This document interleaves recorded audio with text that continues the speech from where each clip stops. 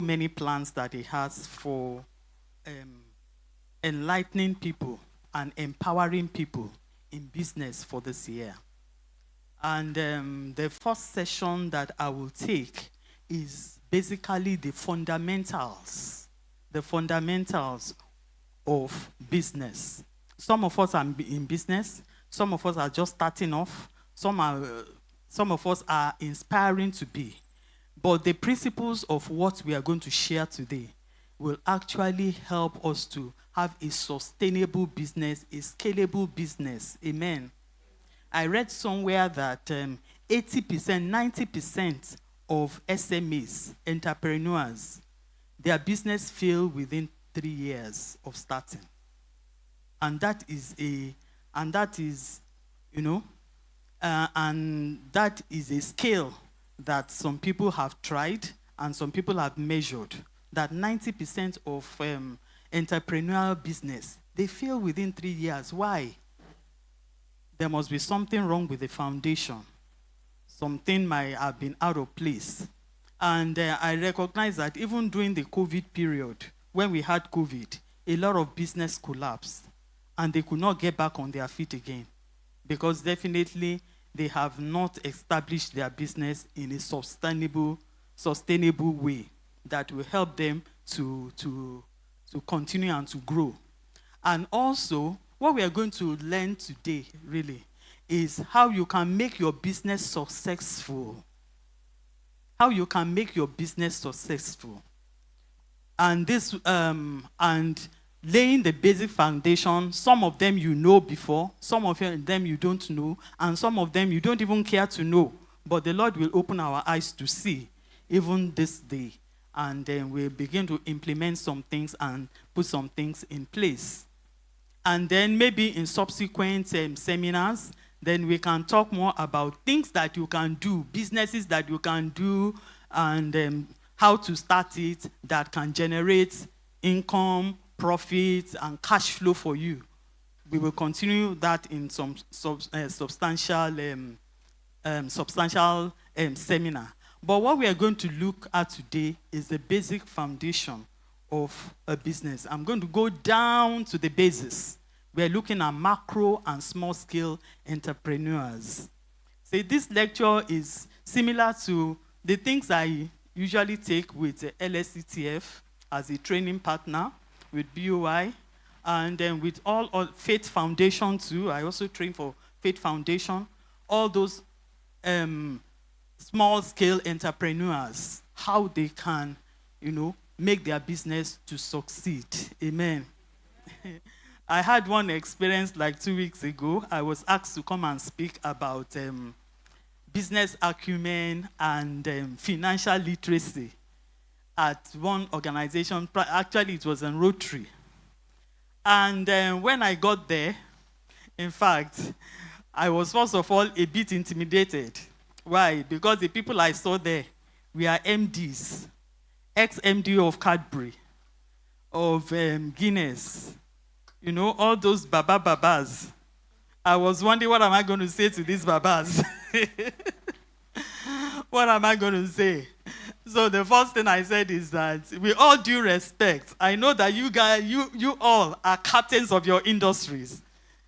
And there is nothing new for me to say. But then, it helps us to refresh our business acumen. And also help us to, put our projects, some of us still have projects that we're doing, and put it into perspective. So with that, I just went on talking for about 45 minutes. And at the end of the day, in fact, I was amazed. I had to ask the person that invited me that I hope that I didn't. She said, you did very well. They were all amazed. In fact, when they were giving me the plague and everything, it was the ex-MD of Nestle, Oshukaye, that gave it to me and said, that is your onion, you do. I said, thank God, because I'm used to small scale, but when it comes to that higher level, the Lord just took control. So today we're going to talk about,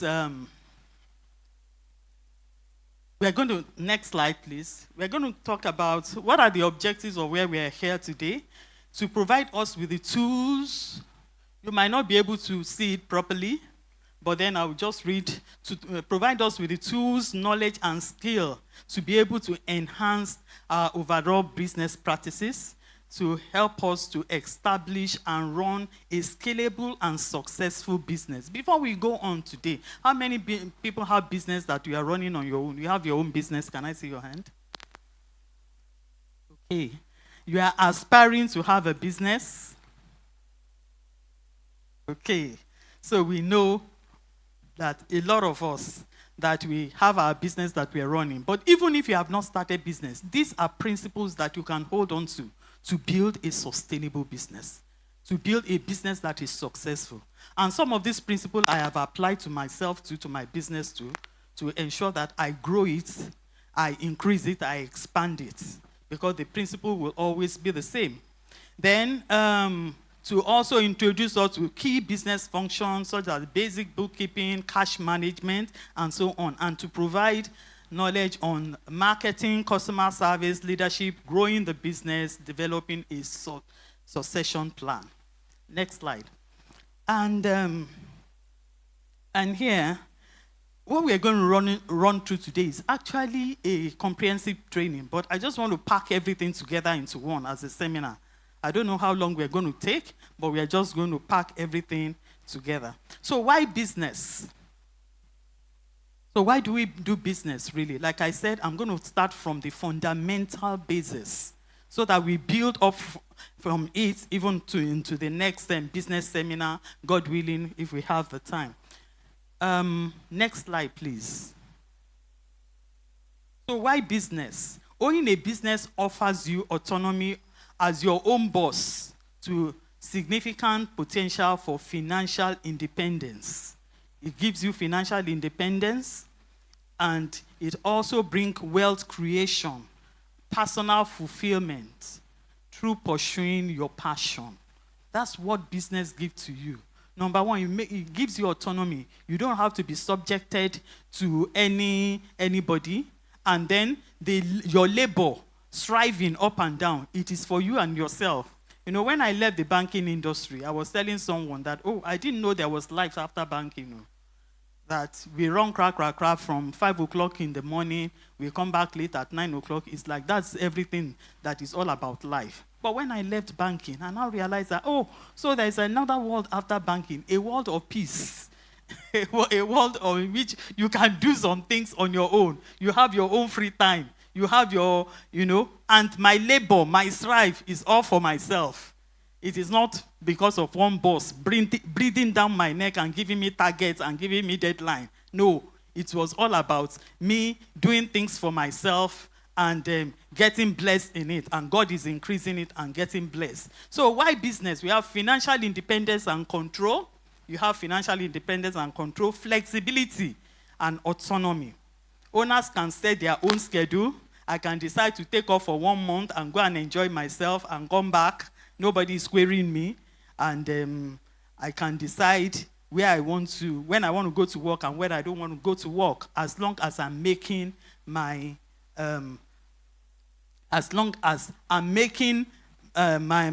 income. Then personal fulfillment and growth. Running a business allows for personal satisfaction, enabling owners to follow their passion and their vision will come true. Then skill development. As in business, you develop your own skill because you know that you need skills to achieve that in which you want to achieve for yourself. So you improve on yourself, you develop your own skill. Then community impact and legacy. It's also why we do business. Business contributes to the economy by creating jobs, fostering innovation, and so on.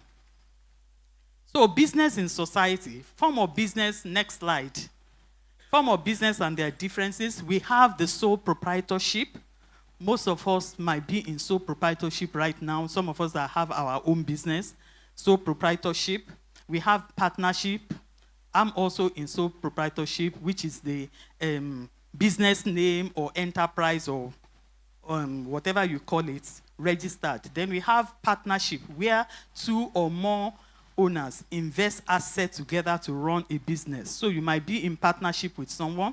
There are several partnerships, and limited partnership. Then we have limited liability companies where you are, where you are registered as a limited liability, and then you have directors and the rest of it, and also shareholders. So there are 3 categories of business formats: sole proprietorship, partnership, and limited liability company. Next slide. Business opportunity in a developing country. The abundance of Nigeria. Nigeria has a whole lot of opportunities. There are so many opportunities in Nigeria. Next slide, please. And I'm going to just show us some of the data. And this data was collected sometime in 2021 of about over 220 Nigerians and categorizing how we are. Between 0 and 14 years, we have a population of 14.1%. So that means our children are many. Then 15 to 24, we have 20.27%. Then between the age of 25 and 54, 30.6. Why are we calculating this data? For us to know that this is the number of which we are, and this is the business opportunity. So if you want to go into children's things, you know that you have a whole lot of opportunity for those category of people. And of course, it talks about the land and the size of Nigeria. This size makes Nigeria about twice the size of the state of California. California in US is a very big country, but Nigeria is twice the size. So that means that we have opportunities all over the place for things that we want to do. Next slide. Some Nigeria economic indices. These are just to show us that there are a lot of opportunities in Nigeria and things that we can do, whichever area you want to go into. There is still opportunity in it. There is still room for you to strive in it. And some of the things mentioned here is, of course, our population is very, very much population of Nigeria. Then I'll just mention some things about export. In 2020, we have 3.94 billion in exports. Some people are still doing exports in this country, and they are excelling and they are succeeding in it. And they did quite a lot. In 2019, there was 69.93. And because of the things that are changing, they are letting the government is trying to make business to business to be flexible for people, even in this country. So sometimes they allow a whole lot of things in the sense. I mentioned something like exports now. They're trying to make things to work out for the people in export. All you need to do is to join association and organization, and then you know what is going on there. And how government is enhancing. Even for small-scale businesses, there are a whole lot of organizations that are giving grants to small-scale entrepreneurs so that they can use that for business, and also in agri. So we just mentioned this thing to help us to know that whatever you want to go into, there are still opportunities for you in those fields, and there is room for you to excel in it. Nigeria is a very big country, which, we know that people are striving, and definitely, if we as children of God will go into it, with the blessing of God, we will also strive. Next slide. Challenges faced by businesses. We have challenges facing us. For those of us, I will try and make it as interactive as possible, even as much as I want to make it to be fast. Challenges faced by businesses. For those that are in business, what are the challenges that faces you anyway? Anyone? Do we have a mic? Okay.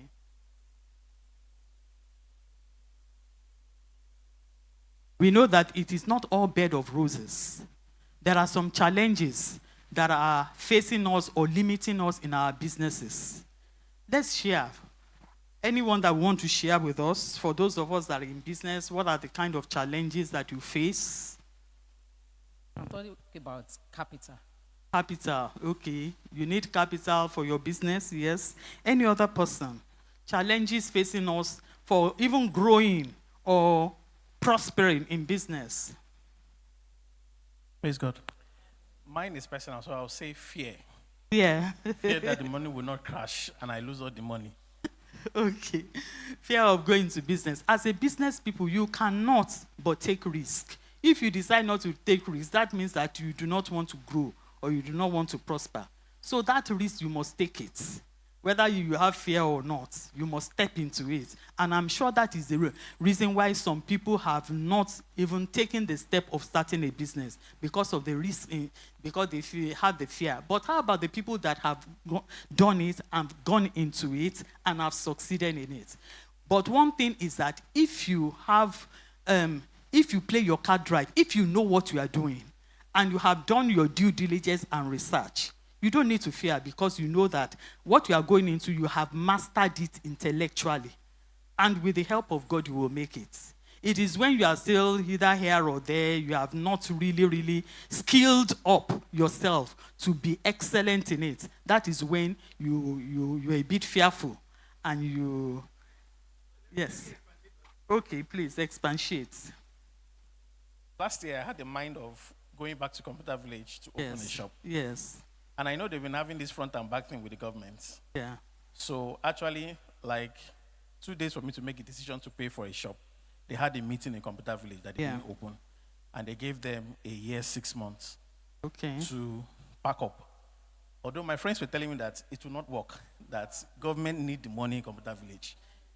But, so that fear of, so I had to just withdraw myself completely from that plan until I see what is about. What was the option that the government gave to you? To relocate them to Katangora side. To relocate them to Katang? I mean, I know that most of them, like the umbrella where I'm into, he has moved his business outside Computer Village to a location in Ikeja there. And most of them are doing that. They are leaving Computer Village to establish, they are buying buildings to establish. So most of them don't want to leave Ikeja. Because they know that the wahala of that area is much. So that's the fear me too I'm having that. Let me not just go and put a shop of open and the money just crash in less than a year, 6 months. Yeah, I understand better now. But one thing I want to say that in business, obstacle will always come. Obstacle will always come and challenges will always come. But if you let that obstacle to suppress you and to limit you, then you might not be able to break out of that shell. Even when government is saying that they are going to take over that place, fine, look at other options, alternative by yourself. You said some people are going to Ikeja, buying some places and whatever. Which place, again, can I be in Ikeja? It is not only in Computer Village that they can do what you do. It's not only in Computer Village. There are other places that you can open your shop and then the blessing of God will come upon it that people will be rushing there. And you might even be the only one selling that type of thing in that place. So what you should have done is to look for other places in Ikeja. Ikeja area, Ogba area, let me look for other places that I can rent a place and take off my business. So when we do not, you need to have this passion that I want to do this thing. If you are fully convinced you have that passion, you will go. You will go looking for any other place. You won't let any government policy or decree or whatever hinder you in any way. You will always look for a way around it. So for each and every one of us, there will be obstacles. There will be situations where we feel limited. But then we must always look for a way around, surpassing that mountain before us. The Mike's elder wants to say something.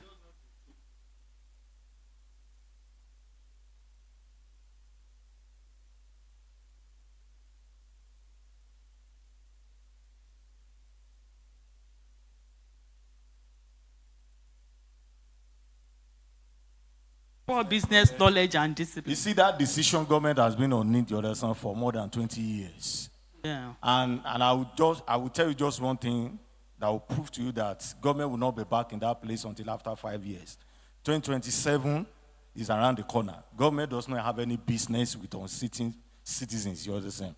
Anything that opposition will capitalize on to attack them politically, they won't go there until 2027.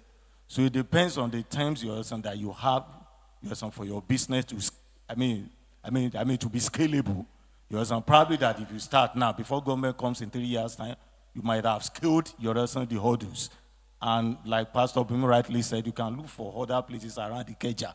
You understand? Then that depends on what you are offering, your skills, you understand, then the target audience and everything. But I can bet you to government is not coming to that place the next 5 years. The target is 2027. And they won't come and do anything that opposition will capitalize on, you understand, and they're attacking them. Government won't do that.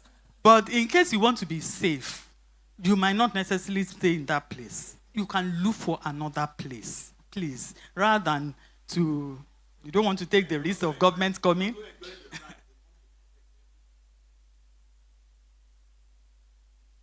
So we have a whole lot of things, infrastructure and stiffening government regulations is also there, and corruption, bribery, and all those things, they are also there. Those are the challenges facing us in business. Yes, let's take one more before we move on. Good evening, Pastor. My question is, how do we mitigate the cost of doing business in Nigeria?